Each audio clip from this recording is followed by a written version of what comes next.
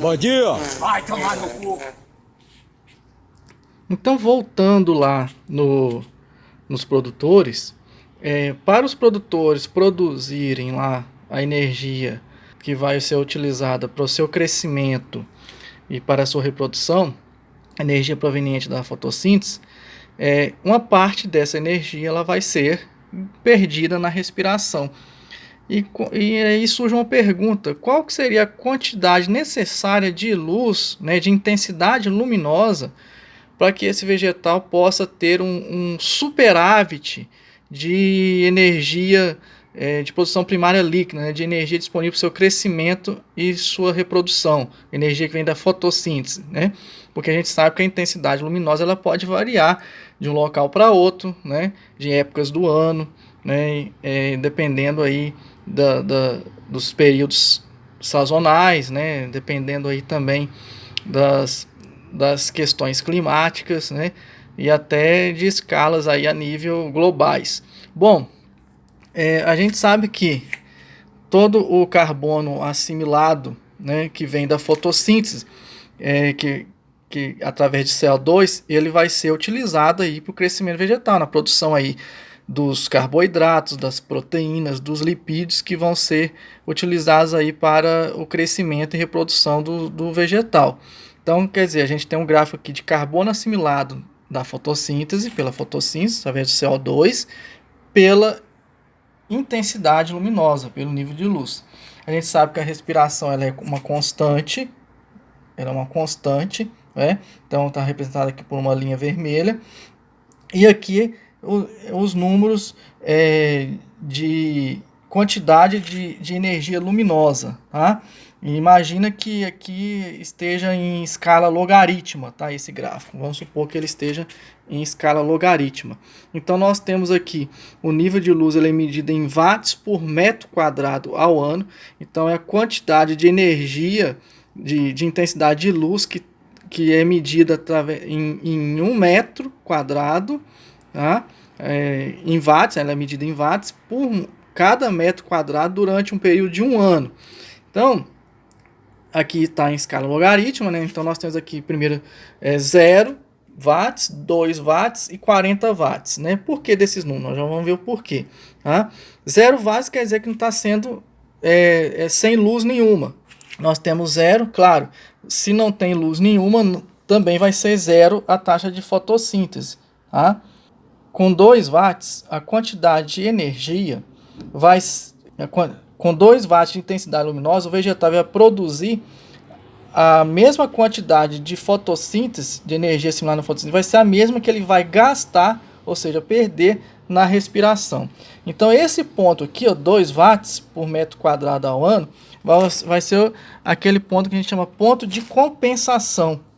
E aqui, então, nós vamos ter o chamado ponto de compensação, que vai corresponder aí à quantidade de energia que o vegetal adquiriu na fotossíntese, vai ser a mesma quantidade que ele vai estar perdendo, ou seja, gastando na respiração.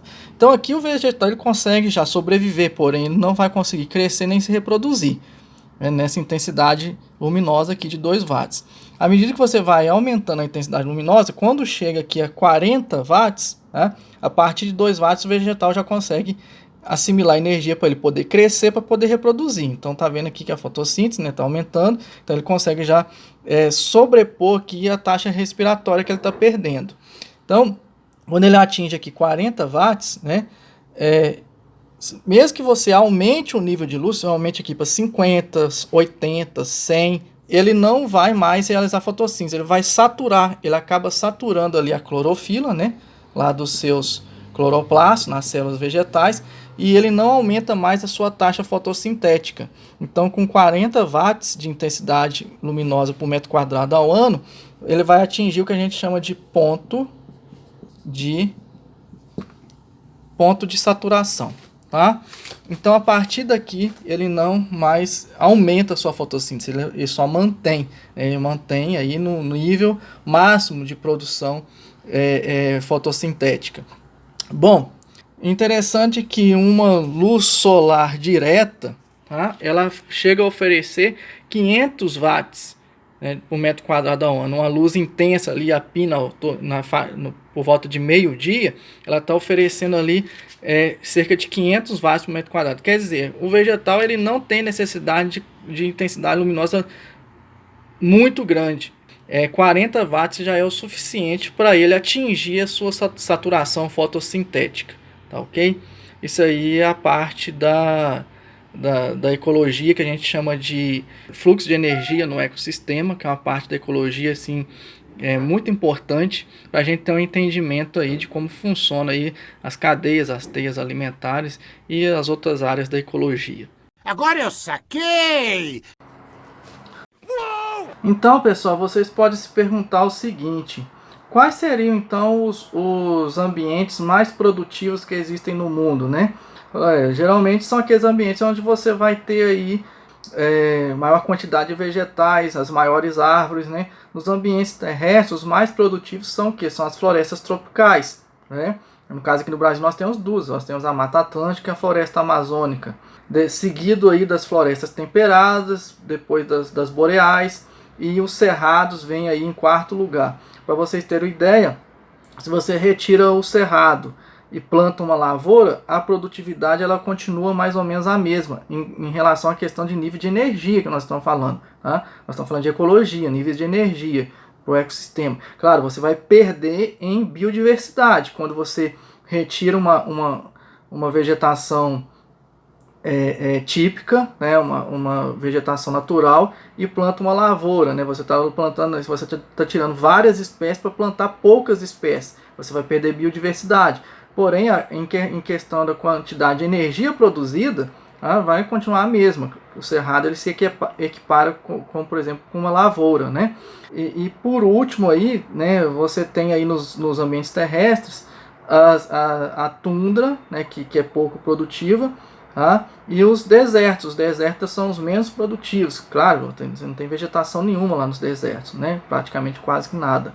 Enquanto que nos ambientes aquáticos, os mais produtivos são os recifes e os leitos de algas e os estuários. Os estuários são aquelas regiões onde os rios desaguam no oceano. Nós temos aí, por exemplo, o estuário do Rio Amazonas, que se dá como um dos mais produtivos, ambientes mais produtivos no meio aquático do mundo, né? Devido à própria quantidade de sedimento, né, que é lançado ali. Claro, depois dos estuários vem aí os rios, né? Vem os rios, os estuários são mais produtivos que os rios, né? Aí vem os rios e os lagos, né? Depois vem a plataforma continental, que é aquela região do oceano que está próxima do continente. E por último, bem longe, né, com relação à questão de produção primária líquida, nós temos o oceano aberto. O oceano aberto ele tem uma produção primária líquida mais ou menos equiparado com os dos desertos. Mais ou menos.